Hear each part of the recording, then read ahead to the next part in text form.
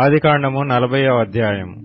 అటు పిమ్మట ఐగుప్తు రాజు యొక్క పానదాయకుడును భక్ష్యకారుడును తమ ప్రభువైన ఐగుప్తు రాజు ఎడల తప్పు చేసిరి గనుక ఫరో పానదాయకుల అధిపతియు భక్ష్యకారుల అధిపతియునైన తన ఇద్దరు ఉద్యోగస్తుల మీద కోపపడి వారిని చెరసాలలో నుంచుటకై రాజ సంరక్షక సేనాధిపతికి అప్పగించెను. అది యోసేపు బంధింపబడిన స్థలము. ఆ సేనాధిపతి వారిని యోసేపు వశము చేయగా అతడు వారికి ఉపచారము చేసెను. వారు కొన్ని దినములు కావలిలో నుండిన తరువాత వారిద్దరూ అనగా చెరసాలలో బంధింపబడిన ఐగుప్తు రాజు యొక్క పానదాయకుడును భక్ష్యకారుడును ఒకటే రాత్రి యందు కలలు కనిరి.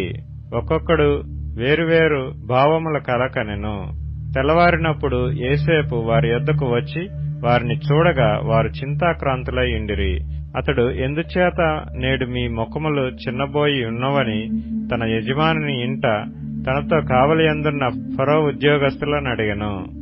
అందుకు వారు, మేము కలలు కంటిమి, వాటి భావము చెప్పగల వారెవరనూ లేరని అతనితో ననగా, యోసేపు వారిని చూచి, భావములు చెప్పుట దేవుని అధీనమే గదా, మీరు దయచేసి ఆ కలలు నాకు వివరించి చెప్పుడనెను. అప్పుడు పానదాయకుల అధిపతి యోసేపును చూచి, నా కలలో ఒక ద్రాక్షావల్లి నా ఎదుట ఉండెను. ఆ ద్రాక్షావల్లికి 3 తీగలుండెను. అది చిగురించినట్టు ఉండెను. దాని పువ్వులు వికసించెను. దాని గెలలు పండి ద్రాక్ష ఫలములాయెను. మరియు ఫరో గిన్నె నా చేతిలో ఉండెను. ఆ ద్రాక్ష ఫలములు నేను పట్టుకొని ఫరో గిన్నెలో వాటిని పిండి ఆ గిన్నె ఫరో చేతికిచ్చితునని తన కలను అతనితో వివరించి చెప్పెను. అప్పుడు యోసేపు, దాని భావమిదే, ఆ 3 తీగలు 3 దినములు, ఇంకా 3 దినములలోగా ఫరో నీ తలను పైకెత్తి నీ ఉద్యోగము నీకు మరలా ఇప్పించును. నీవు అతనికి పానదాయకుడివై ఉన్న వాటి మర్యాద చొప్పున ఫరో గిన్నెను అతని చేతికి అప్పగించెదవు. కాబట్టి నీవు క్షేమం కలిగినప్పుడు నన్ను జ్ఞాపకం చేసుకుని నాయందు కరుణించి ఫరోతో నన్ను గూర్చి మాట్లాడి ఈ ఇంటిలో నుండి నన్ను బయటకు రప్పించుము.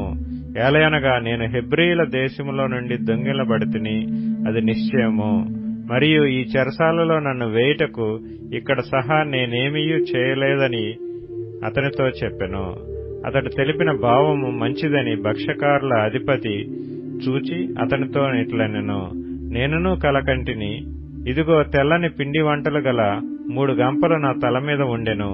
మీది గంపలో ఫరో నిమిత్తము సమస్త విధములైన పిండి వంటలు ఉండెను. పక్షులు నా తల మీదనున్న ఆ గంపలో నుండి వాటిని తీసుకుని తినుచుండెను. అందుకు యోసేపు, దాని భావమిదే, ఆ 3 గంపలు 3 దినములు, ఇంకా 3 దినములలోగా ఫరో నీ మీద నుండి నీ తలను పైకెత్తి మ్రాను మీద నిన్ను వేలాడదీయించును.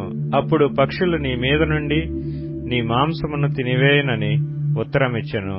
3వ దినమందు జరిగినదేమనగా, ఆ దినము ఫరో జన్మదినము గనుక అతడు తన సేవకులకందరికీ విందు చేయించి వారి నడుమ పానదాయకుల అధిపతి తలను భక్ష్యకారుల అధిపతి తలను పైకెత్తి పానదాయకుల అధిపతి ఉద్యోగం మరలా అతనికిచ్చెను.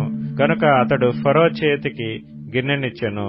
మరియు యోసేపు వారికి తెలిపిన భావము చొప్పున భక్ష్యకారుల అధిపతిని వ్రేలాడదీయించెను.